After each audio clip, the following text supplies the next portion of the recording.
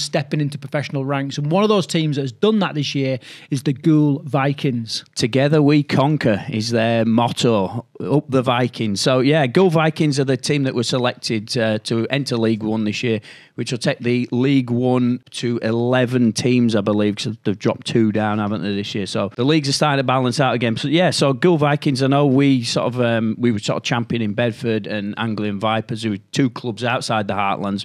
But you got to say, if you look at Goole Vikings and what they've done so far, everything's going in the right direction. So just a couple of things. I looked on their website earlier. The website's better than some of the Super League teams and certainly better than some Championship and League One sides. The branding's... Bradford.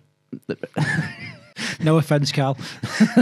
We're working on that. The branding's crisp, clear, and not are they only... They're signing some big-name players, but they're also mixing it with some local talent as well. So that's what you want to see, really, from a new professional club. So I've got a couple of the new signings that they made. I'm just going to go through them. So head coach Scott Taylor, which you all know, ex-Hull FC man. And Leeds. Yeah, and Leeds. So he's the head coach, and Kevin Marshall, who was the amateur coach at the club, he's stepping in to be the assistant coach. So straight away, really good link between the professional and the amateur game. They've then announced the signing of Tom Halliday from Doncaster, who scored 59 tries in 81 appearances. Real great player.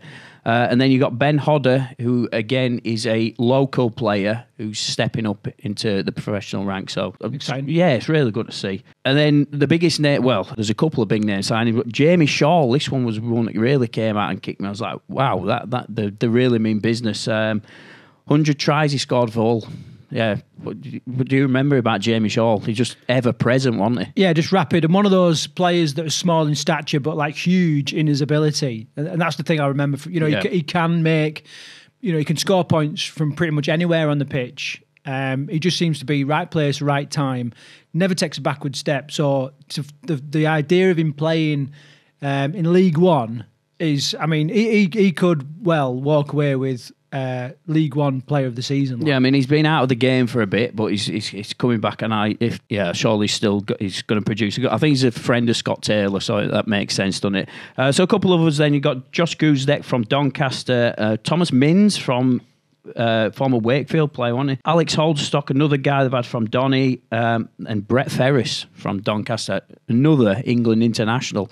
He's still doing the business. I watched him in the League One final last year. I've watched him a couple of times actually in the last sort of 12 to 18 months. He's still a unit, mate, solid, and he can still do a job there. So, yeah, I think that's a great signing. And then probably the most exciting one, the lad we've probably not heard much about, Lennon Bursell. He's the current Hull FC Academy captain. So he switched over to go play for Goole Vikings. Interesting there. You got the Hull FC Academy captain, so he's clearly one of the best players in Hull FC's academy. Hull FC have lost him. And that tells you a lot right where Hull FC are at the minute, I think. Yeah, it's not like a dual reg agreement no, full signing, mate, for Goole Vikings. Crazy. Right, okay. I mean, the thing for me is, like, Goole are just so perfectly placed, aren't they, to be washing up either retiring or players from Hull FC, Hull KR that are coming to the end of their season. They're just right geographically in the right place, and obviously they've got links into those pro clubs already. So, and making the most of those links. I'm really excited to see how Goole get on this year. I think a lot of this stuff must have been teed up before they got the news that were included in League One, because it just happened so quick, hasn't it? Well, I heard, I don't know if this is true, but I heard they submitted like a document to the RFL that was somewhat like 100 and odd pages long. So they're not messing about. They clearly mean business. I don't know who's bankrolling it or anything like that. I know season tickets are currently on sale at the minute.